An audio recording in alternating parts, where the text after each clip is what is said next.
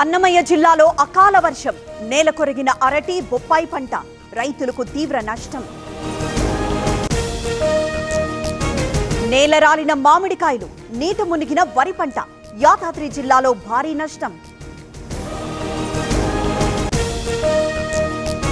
తడిసి ముద్దైన మిర్చి ఎనుమాముల మార్కెట్లో దయనీయం తలలు పట్టుకుంటున్న రైతులు.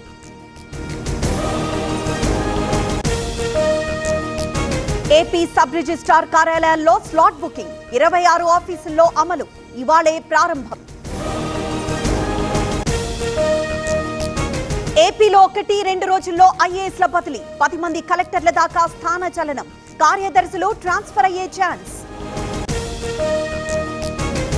కాకాణి బెయిల్ పిటిషన్ నేడు విచారించనున్న హైకోర్టు మైనింగ్ కేసులో A4గా మాజీ మంత్రి. హైదరాబాద్ లోకల్ బాడీ ఎమ్మెల్సీ ఎన్నిక నామినేషన్లకు ఇవాళే చివరి రోజు బీజేపీ పోటీపై కొనసాగుతున్న సస్పెన్స్. రేషన్ కార్డు ఉంటే ఆదాయ ధ్రువపత్రం అవసరం లేదు 2016 తర్వాత తీసుకున్న కుల ధృవీకరణ పత్రం చాలు రాజీవ్ యువ వికాసంపై బీసీ కార్పొరేషన్ స్పష్టత. బెల్లంపల్లి పరిధిలో తెగిన విద్యుత్ వైర్లు 5 మండలాలకు నిలిచిపోయిన కరెంట్ రాత్రంతా అంధకారంలో జనాలు.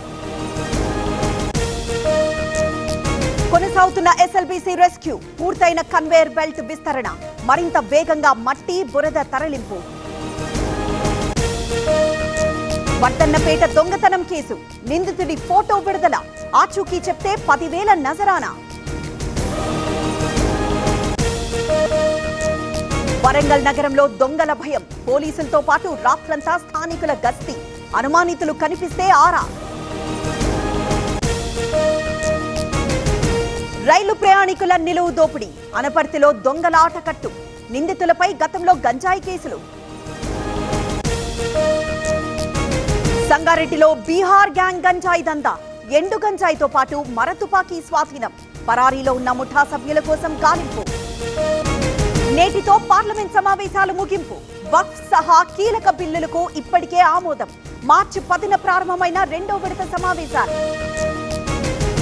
నేడు శ్రీలంక పర్యటనకు ప్రధాని మోదీ అధ్యక్షుడు కుమార దిశనాయకేతో భేటీ ద్వైపాక్షిక అంశాలపై నేతల మధ్య చర్చ. ఐపీఎల్లో హైదరాబాద్ హ్యాట్రిక్ ఓటమి చేసింగ్ లో విఫలమైన సన్ రైజర్స్ బ్యాటర్స్ 80 రన్స్ తేడాతో కోల్కతా విజయం.